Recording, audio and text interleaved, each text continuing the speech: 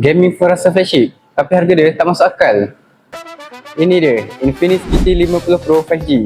Screen size 6.78 inch, AMOLED display, 144Hz refresh rate dengan design cyber yang nampak menarik.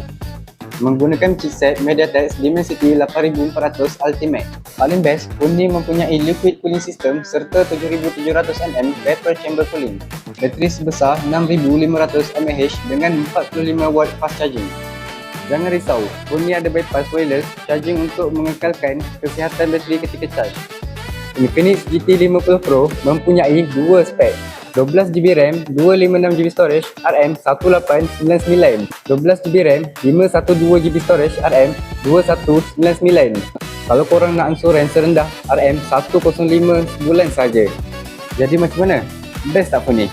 Kalau korang berminat, hubungi kami di All Gadget sekarang. Jangan lupa like, follow dan share video ni.